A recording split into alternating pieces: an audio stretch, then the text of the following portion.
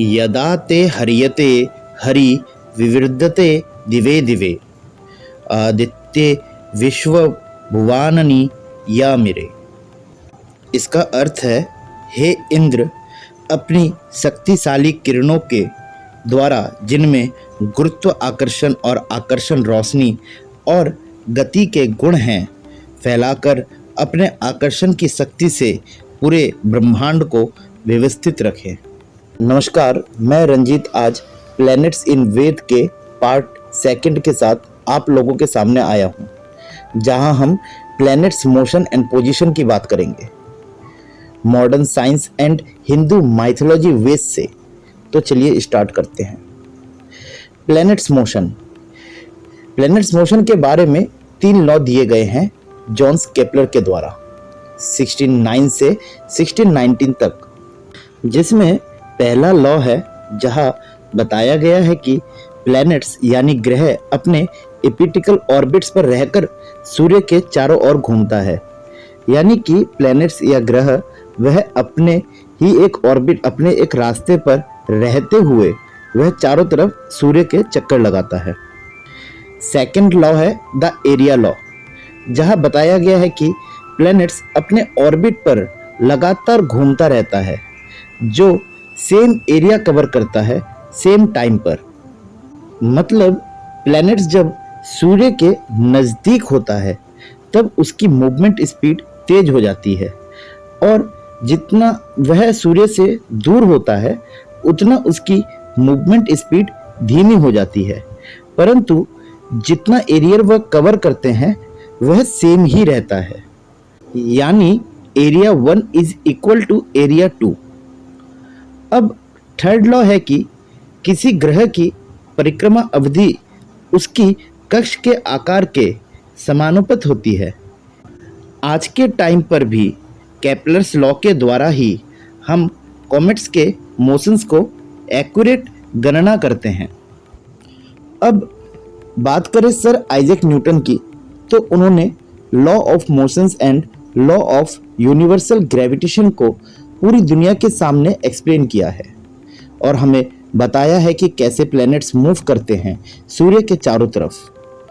Newton's law of universal gravitation के द्वारा हमें पता चलता है कि कैसे सारे मैटर्स इन ब्रह्मांड में एक दूसरे मैटर्स को एक फोर्स के द्वारा अट्रैक्ट करते हैं, और ये force mass of object and distance के बेस पर अलग अलग होते हैं। सर न्यूटन के लॉ ऑफ मोशन हो या केपलर्स लॉ हो, इनसे हमें पता चलता है कि कैसे एक फोर्स होल्ड करता है दूसरे प्लैनेट्स को उन्हीं के ऑर्बिट पर।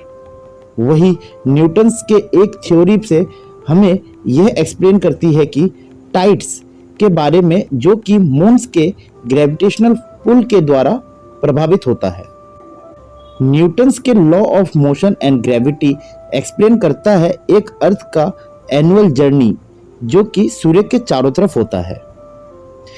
तो वही कहीं पे बताया जाता है कि निकोलस कोपरनिकस ने फर्स्ट ऑफिशियली बताया कि कैसे अर्थ रिवॉल्व करता है, मतलब कि घूमता है सूर्य के चारों तरफ, और इस थ्योरी को Galileo and sir Isaac Newton के द्वारा भी सपोर्ट किया गया है।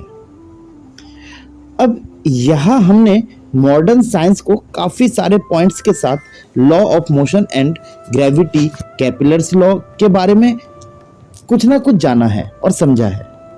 प्लैनेटरी मोशंस के बारे में भी जाना है। अब यहाँ पे एक श्लोक है संस्कृत में जो मुझे बार बार अपनी तरफ खींच रहा है। श्लोक कुछ इस प्रकार है, सविता यंत्रेह पृथ्वीम रमंध सकंभने सविता ध्याम द्रिमत अश्वमी वधूसद धुनिम अंतरिक्षम तुरते बुद्धम सविता समर्धम। ये श्लोक ऋग्वेद के 10.149.1 का है, जिसका अर्थ है सविता ने पृथ्वी को बंधनों में जकड़ दिया है। सविता यानी सूर्य, सूर्य ने पृथ्वी को बंधनों में जकड़ दिया है। यहाँ पे बंधनों में जकड़ दिया यानी कि किसी प्रकार से एक फोर्स की बात की जा रही है। सविता ने आकाश को ऐसे स्थिर कर दिया है जहां कोई आधार नहीं था। सविता ने अविनाशी यानी ईथर से बंधे हुए आकाश को बादलों में कपाते हुए घोड़े की तरह दौड़ा दिया है। ये तो समझ में आता है कि सविता सूर्य है, पृथ्वी अर्थ है, बंधन यानी किसी प्रकार से ग्रेविटेशनल फोर्स की बात हो रही है, और आकाश यानी यूनिवर्स में स्थिर कर रखा है, एक जगह पे प्लेस कर रखा है, यानी अर्थ जो है किसी एक सर्टेन एक्सिस पे स्टे है और वहां से वो रोटेट कर रहा है। यानी इस श्लोक में ग्रेविटेशनल अट्रैक्शन या फिर मैग्नेटिक फील्ड के बारे में पता चलता है। अब एक और हम श्लोक की तरफ जाते हैं।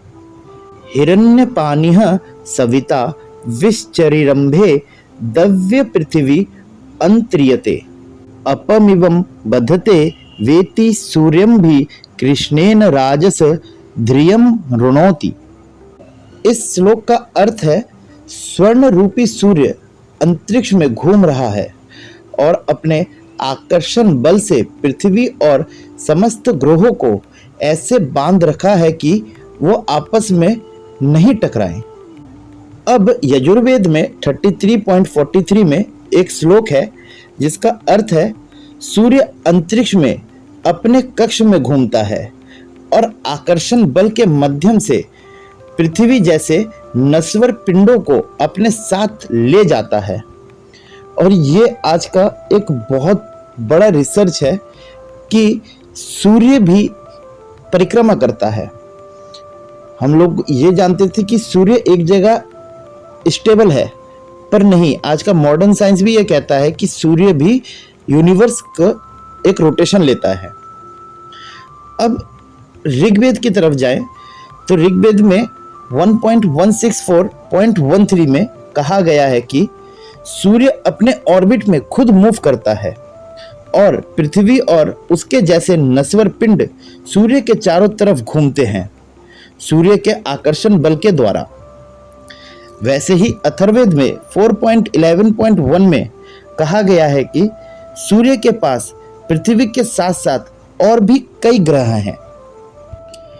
तो वही ऋग्वेद में 1.84.15 में कहा गया है कि चंद्रमा को लाइट सूर्य से मिलती है।